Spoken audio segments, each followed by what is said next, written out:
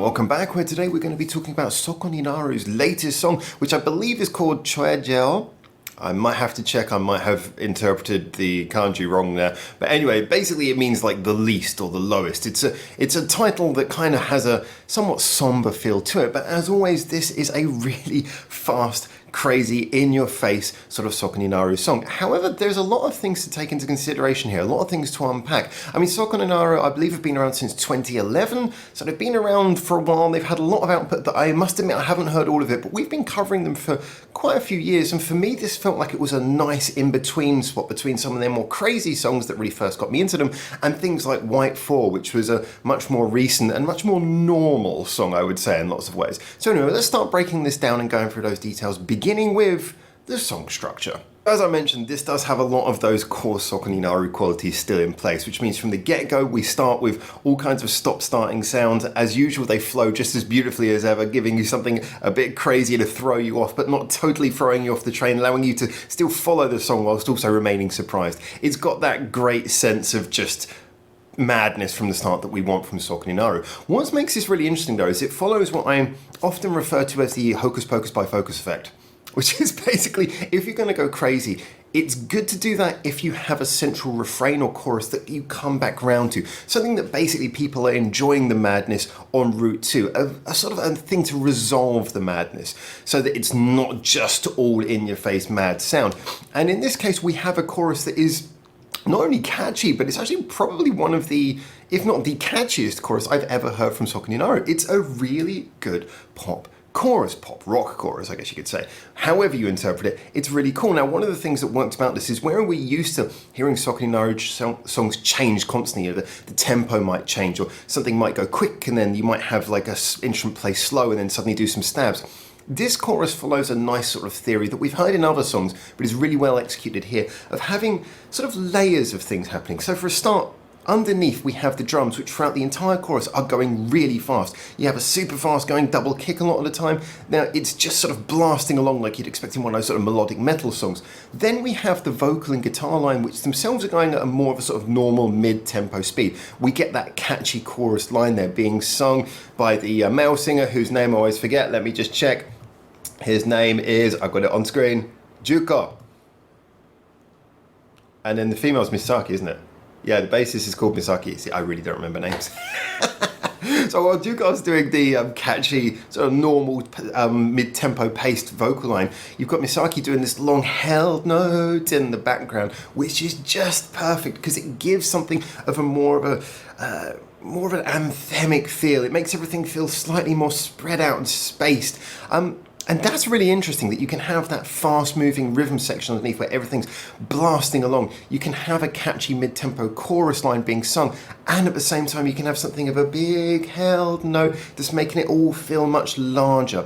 Very often when you have those sort of fast-moving songs like we get with Sokoninaru, sometimes they can lose a sense of scale in all of that. It's hard for them to sound big. They just sound very frenetic. This song, when it gets to its choruses, sounds big. It sounds impressive. And that's what I like, is how the shift between the verse and the chorus both stays true to their key quality of having a mixture of things happening and really sort of hitting you with more than one thing at once, but does it in a different way that feels like you get a genuine transition from something really mad into mad but fun into something that brings it all together in a very Sokoninaru way.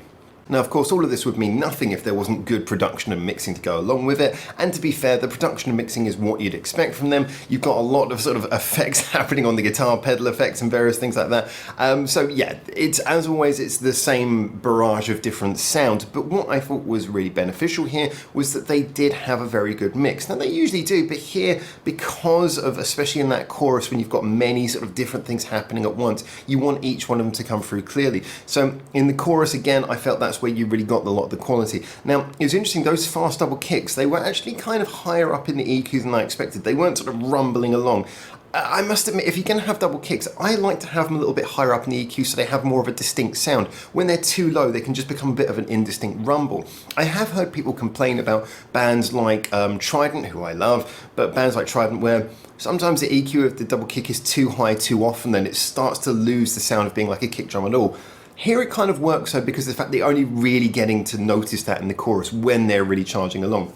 So yeah, the kick drum was a little bit higher, but as a general, the mix was nice and clear. Everything came through. The held vocal by Misaki had its room to sort of spread out and sound very distinct. It wasn't turned down and shoved in the background. They were confident enough to have both vocalists up nice and loud. And I should point out as well that it was just nice to hear both of them really having a lot to do vocally in this song as well, as is often the case with the best Sokoninaru songs. But their vocals were both nice and clear. Just everything came through wonderfully. So in conclusion, this... sorry.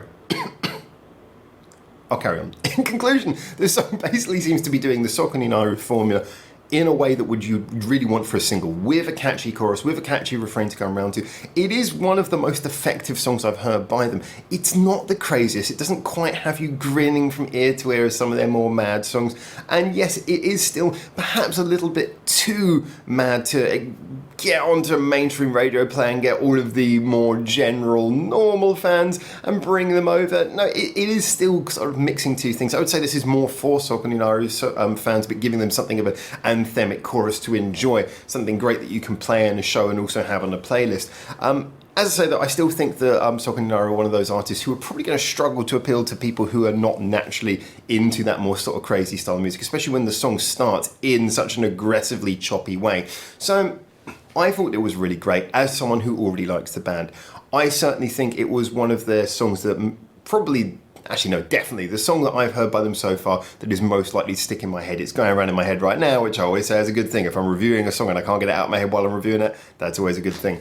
It is a really great song, and I'm therefore looking forward to both hearing what people say who are not normally Sokoninaru fans, but also if you're a Sokoninaru fan, tell me what you thought. Did you really enjoy this? Is this one that you thought really gave them something of an anthem, which I kind of feel it does?